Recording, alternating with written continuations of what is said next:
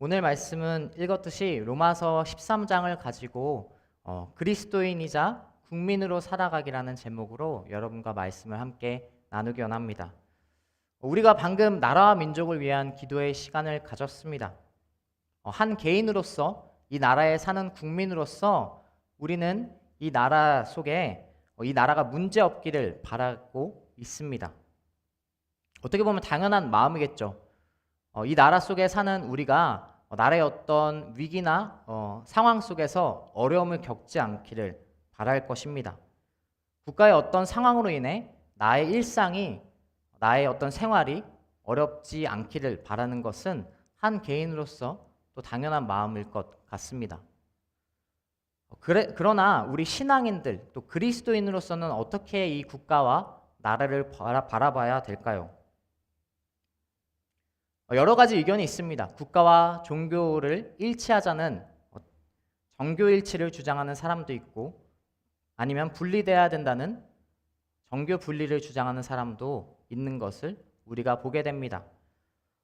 국가와 종교에 대해서 여러 가지 의견이 있고 또 다양한 의견이 있고 때로는 대립하기도 하는 것이 우리 사회인 것을 보게 됩니다.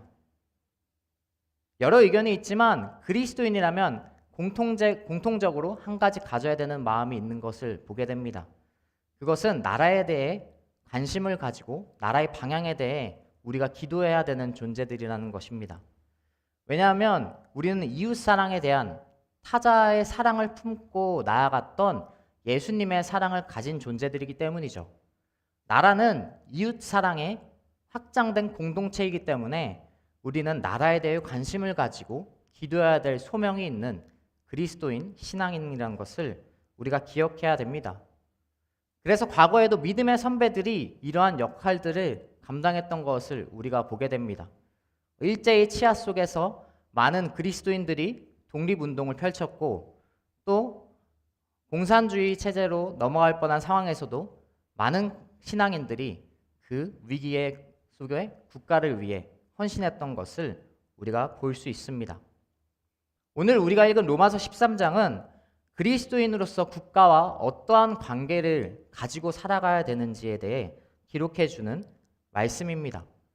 성경에 이러한 말씀이 로마서 13장이 유일합니다. 국가와의 관계, 신앙인으로서 어떻게 살아야 되는지에 대해 기술한 성경은 이 로마서 13장이 유일한데요. 그래서 여러 가지 논쟁도 있고, 또 어떤 사람은 이 말씀을 가지고 자신의 주장, 자신의 정치적 견해를 절대화하는 말씀으로 쓰이는 말씀이기도 합니다. 조금은 어색하고 생뚱맞은 우리 말씀으로 보이기도 하지만 지혜와 분별이 동시에 필요한 말씀인데요. 오늘 말씀 속에 성령님의 도우심이 있는 시간 되기를 함께 소망하며 나아가는 여러분 되시길 축복합니다. 이 말씀을 잘 이해하기 위해서는 우리 조금 배경을 알고 가면 좋을 것 같습니다. 로마서는 바울이 쓴 서신서죠. 로마 교회 공동체를 위해 쓴 서신서입니다. 로마라는 곳은 어떤 곳이죠? 바로 로마 제국의 수도였던 곳입니다. 수도였던 만큼 그 로마 제국의 영향력, 정치적 영향력을 가장 많이 받던 도시일 것입니다. 바울은 믿기 시작한, 믿지 얼마 안 된 그리스도인들에게 이 로마, 특별히 정치적인 영향력이 가장 행사되는 도시에서 그리스도인들이 과연 어떻게 로마에서 살아가야 될까, 국가 속에서 어떻게 살아가야 되는지에 대해 오늘 기술하고 있는 것입니다. 당시 로마는 여러 문화와 또 50년대 중후반인데요, 혼란스러운 시대 속에 있었다라고 합니다. 여러 문화와 폭동이 존재했고, 그리고 관리들의 부패도 동시에 있던 시대라고 합니다. 로마 교인들은 굉장히 혼란스러웠을 거예요. 이제 막 그리스도인이 되었고, 그렇지만 많은 문화가 있었고, 다양한 사람들이 있고, 폭동이 있고, 관리들은 부패하고, 그런 와중에 이 로마서를 통해 바울이 그리스도인으로서 정말로 권면하는 이 말씀인 것이죠. 오늘 이 말씀을 살펴볼 때는 우리 앞뒤의 말씀도 같이 좀 살펴볼 필요가 있습니다. 우리가 물론 매일 큐티를 하지만 큐티는 말씀이 조금씩 단락별로 잘려 있잖아요. 여러분 큐티 할 때도 권면하는 것은 적어도 한 장씩 말씀을 좀 알고 묵상하는 여러분 되시면 좋겠습니다. 왜냐하면 매일 큐티는 매일 큐티하는 것을 생각하고 본문을 적어두거든요. 근데 갑자기 큐티를 안 하다가 어느 날 한 날 큐티한다면 그 앞에 뒤에 말씀을 전혀 모른 채 묵상하게 되면 잘못된 또 해석으로 들어갈 수 있으니까요. 오늘 우리가 로마서 13장 1절부터 7절 볼 때도 앞뒤 말씀을 좀 같이 보고 우리 말씀에 대해 더 들어가면 좋을 것 같습니다. 앞에 로마서 12장 마지막 말씀과 13장 8절 말씀을 볼 텐데요. 먼저 12장 17절 18절 말씀을 우리 같이 읽도록 하겠습니다. 같이 읽겠습니다. 아무도 악을 악으로 갚지 말고 모든 사람 앞에서 선한 일을 힘써 행하십시오. 여러분이 할 수만 있으면 모든 사람들과 평화롭게 지내십시오. 그리고 오늘 말씀 이후 13장 8절입니다. 서로 사랑하는 것 외에는 누구에게든지 아무 빚도 지지 마십시오.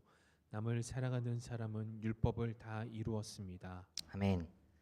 자, 먼저 로마서 12장 앞의 말씀은 이렇게 기록합니다. 아무도 악을 악으로 갚지 말고 모든 사람 앞에서 선한 일을 행하라고 이야기하고 있습니다.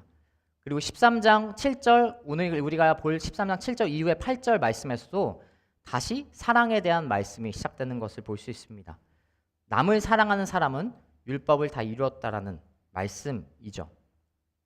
사랑의 메시지가 이 계속되는 상황에서 갑자기 1절부터 7절까지 국가에 대한 말씀이 선포됩니다. 사랑의 메시지가 계속되는 상황에서 바울은 여기에 로마 제국 권세자들과 통치자들을 등장시키는 것입니다.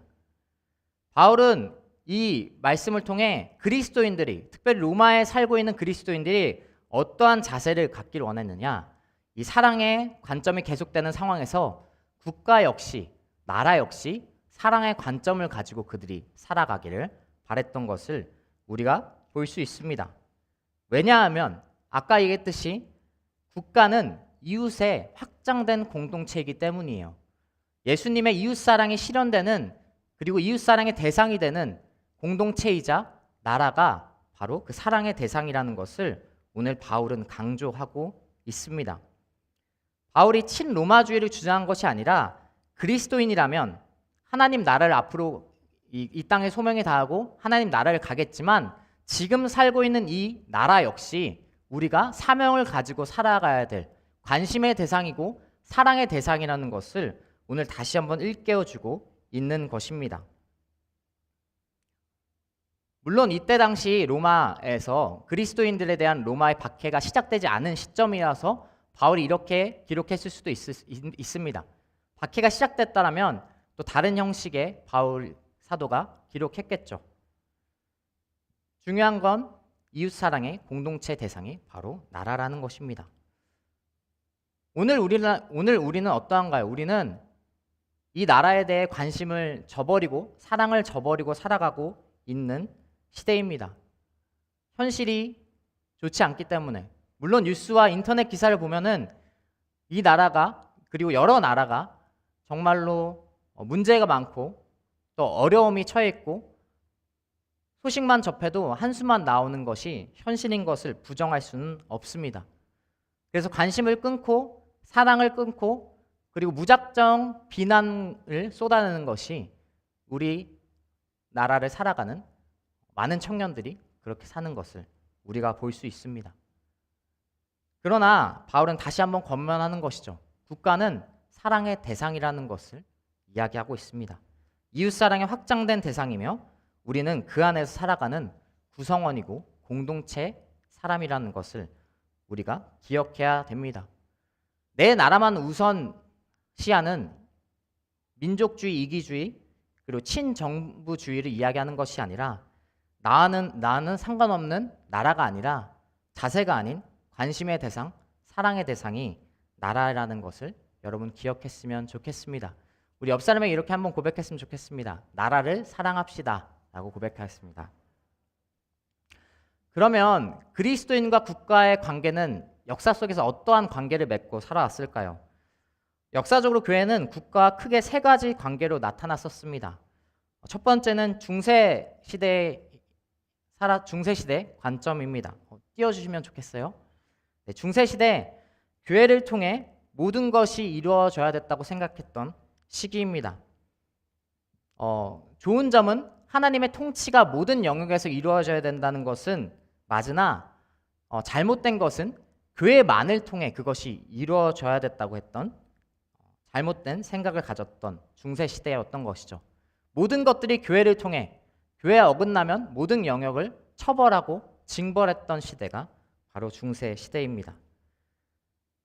또 다른 관점은 세속적인 관점입니다. 세속적인 관점은 교회만을 통한 것이 아닌 다양한 영역이 보장되는 것은 좋았으나 그 영역이 다른 영역이 하나님의 통치 밖까지 향하는 세속적인 관점이 우리 가운데 있는 것을 역사 속에서 보게 됩니다.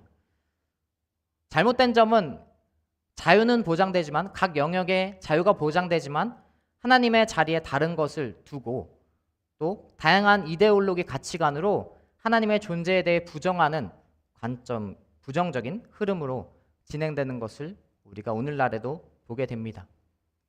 마지막으로 영역 주권의 관점이 있습니다. 하나님이 권세를 각 영역에 나누어 위임하셨고 그 각 영역의 특징으로 모든 영역에서 각자 영역의 특징으로 하나님의 통치를 드러내는 관점을 이야기하고 있습니다. 우리는 그리스도인으로서 각 영역을 당연히 인정하고 또 각 영역에서 하나님의 통치가 드러나기를 소망해야 되는 자세를 가져야 됩니다. 바울 사도 역시 오늘 이러한 정치, 국가와 관계 속에 이러한 관점으로 이야기하는 것을 우리가 볼 수 있습니다. 우리 먼저 오늘 말씀 1, 2절 말씀을 같이 한번 다시 읽도록 하겠습니다. 1, 2절 말씀 같이 읽겠습니다. 각 사람은 위에 있는 권세들에 복종하십시오. 무슨 권세든 하나님께로부터 오지 않는 것이 없고 이미 있는 권세는 다 하나님께서 세우신 것입니다. 따라서 권세에 대항하는 사람은 하나님의 명을 거역하는 것이니 거역하는 사람들은 심판을 자초할 것입니다. 아멘. 말씀은 어떠한 권세도 하나님께서 세우신 것이라고 이야기하고 있습니다. 그리고 마치 무조건 복종해야 된다는 것처럼 들립니다. 그러나 아까 얘기했듯이 이 두 구절만 떼어내면 그렇게 들려요. 1, 2 구절만 떼어내면 모든 권세, 악한 통치자라도 실제로 하나님의 뜻에 반하는 그런 권세라도 우리가 순종해야 되는 것처럼 보입니다. 그러나 이유 말씀을 보면 그것은 전제 조건이 있는 말씀이라는 것을 우리가 알 수 있습니다.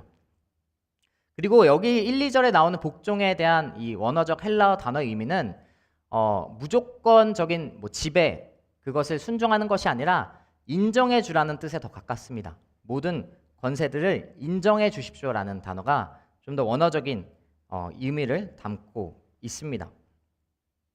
그래도 어쨌든 말씀을 통해 우리가 알 수 있는 것은 권세를 세우신 분이 하나님이라는 것을 우리는 오늘 말씀을 통해 알 수 있습니다. 모든 권세 위에는 하나님의 권세가 있는 것을 우리가 이 말씀을 통해 알 수 있는 것이죠. 국가라는 권세를 세우신 분도 하나님의 권세를, 하나님의 놀라우심과 크고 위대하심을 드러난다라는 것을 우리는 오늘 말씀을 통해 깨달아야 합니다. 국가라는 권세를 세우신 하나님의 권세가 있기 때문에 우리는 그 국가에 순종할 수 있고 그 국가라는 권세를 인정할 수 있는 신앙인이라는 것입니다. 우리가 먼저 깨달아야 될 것은 모든 권세, 세상의 어떠한 권세, 국가의 어떤 권세, 돈의 힘, 어떤 정치적인 것 위에 하나님이 더 높고 권세 있는 분이시다라는 것을 우리가 먼저 이 말씀을 통해 깨달아야 합니다.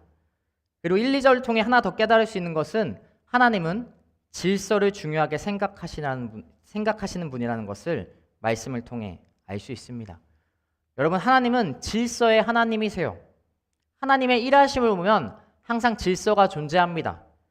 태초의 혼돈, 공허함, 카오스라는 무질서에서도 하나님은 질서를 확립해서 천지를 창조하셨습니다. 천지 창조도 보면은 날짜가 진행됨에 따라 빛과 어둠이 존재하고 그 다음에 해와 달, 별이 창조되고 땅과 하늘과 바다를 만드시고 새와 물고기, 사람과 동물을 창조하시는 주님인 것을 볼 수 있습니다. 그냥 땅도 없는데 바다도 없는데 막 물고기 만들고 사람 만들고 그러지 않으세요.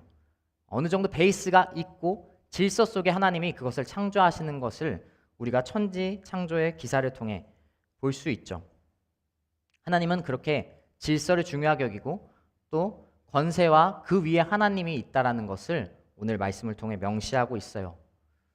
시대적으로 질서라는 단어가 고리타분하고 부정적인 단어로 인식되고 있는 것 같습니다. 요즘 세대, MZ라고 하죠. 요즘 MZ 세대를 넘어서 그냥 다양한 세대에서 이 질서와 시스템에 대해 굉장히 부정적으로 우리가 받아들이는 것을 보게 됩니다. 질서와 시스템이 있으면 개인의 자유가 침해된다고 생각해요. 그러나 그렇지 않습니다. 자유에는 책임이 존재하고 책임 없는 자유는 방종인 것이죠. 질서는 자유를 침해하지 않습니다. 질서는 방종을 침해할 수는 있어도 방종을 제지하고 하고 그 무분별함을 방지할 수 있지만 자유를 침해하진 않습니다. 방종을 방지하기 때문에 오히려 질서는 서로의 자유를 보장하는 역할을 하는 것이죠.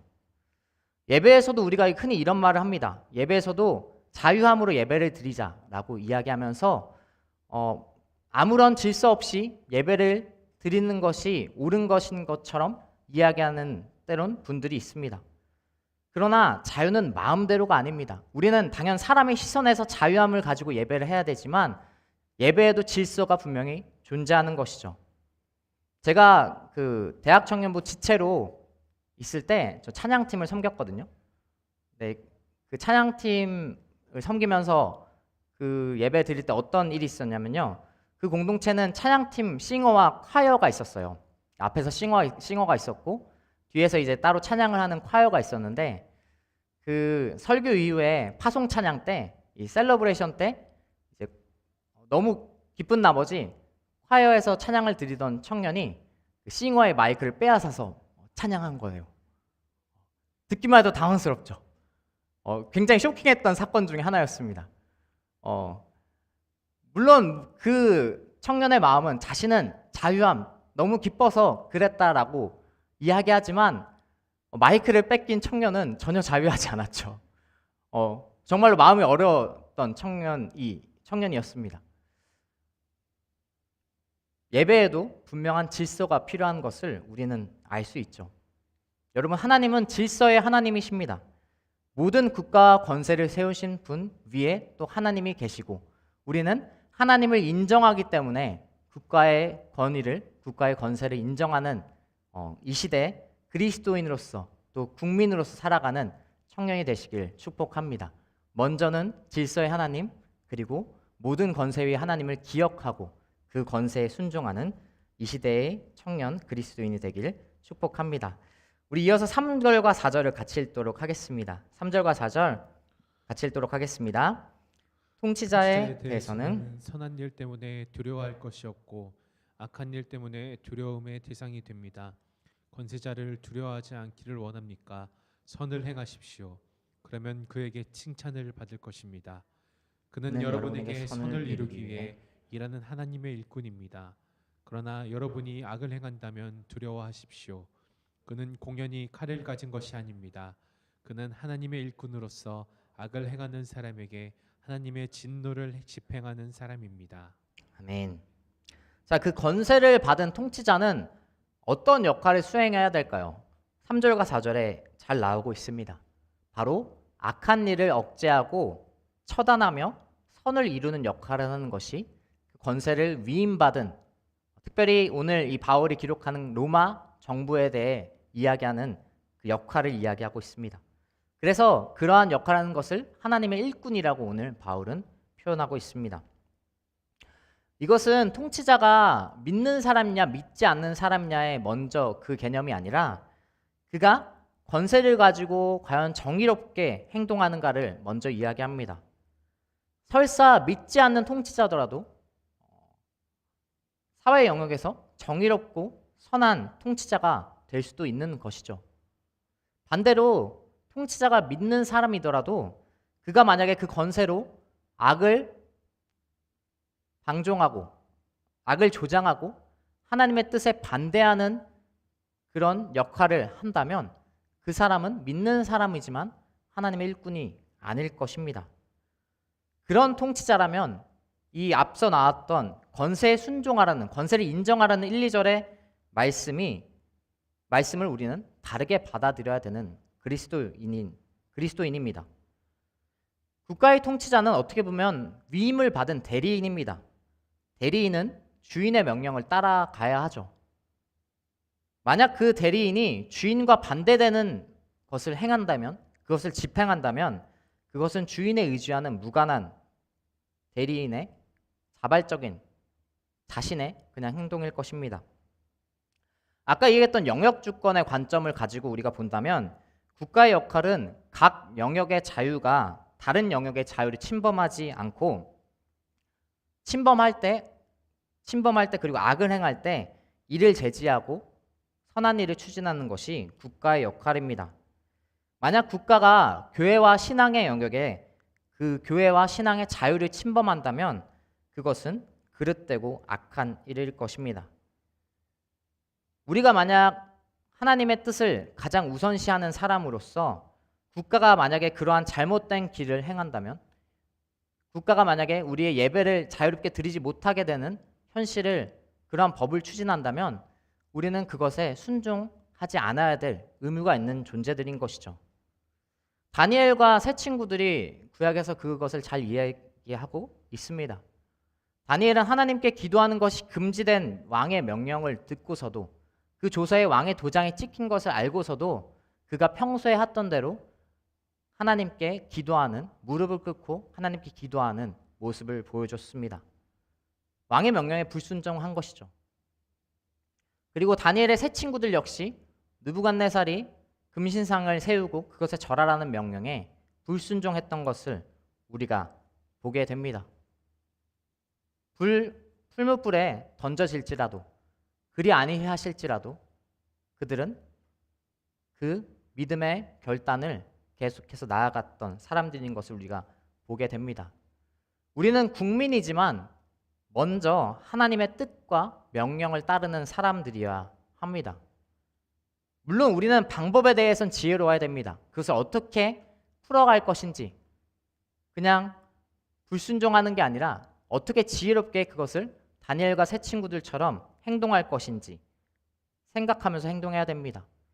다니엘과 세 친구는 혁명을 일으키진 않았어요. 혁명을 일으키지 않고 처음에 이야기했던 사랑의 관점을 가지고 여전히 그것을 애통해하며 본인들의 신앙인의 길로서 무릎을 꿇고 기도하고, 그리고 그리 아니하실지라도 죽음을 각오하고 불에 들어갔던 사람들인 것을 우리가 보게 되죠. 그리고 12장 역시 우리도 읽었듯이 악을 악으로 갚지 말아야 된다는 것을 너무나 잘 보고 있습니다.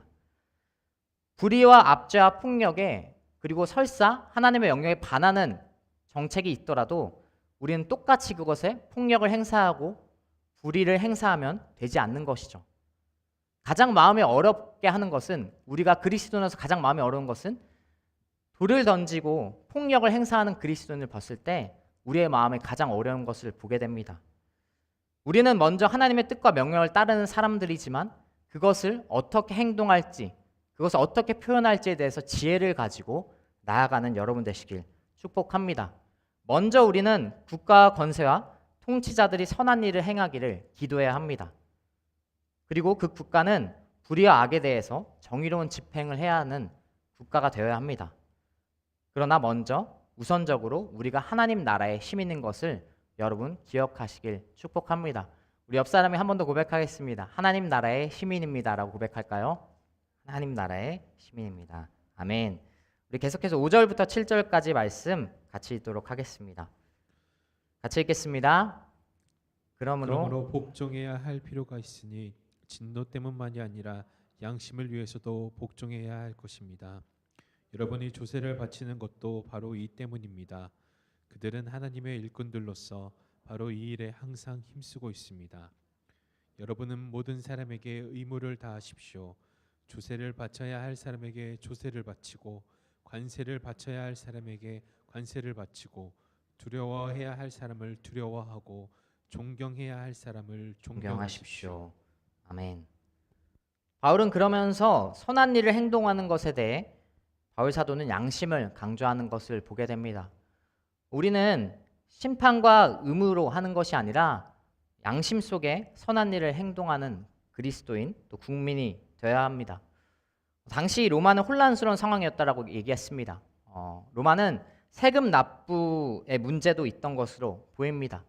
관리들이 부패를 저질렀고 그 세금을 가지고 공적으로 사용하는 것이 아니라 개인의 탐욕을 위해 사용했던 것으로 여겨집니다. 바울은 그 속에서 그리스도인들이 어떻게 행동해야 되는가를 이야기하고 있습니다. 양심을 따라 행동하라고 이야기하고 있죠. 기본적으로 우리는 국가의 법률을 잘 지켜야 되는 국민입니다.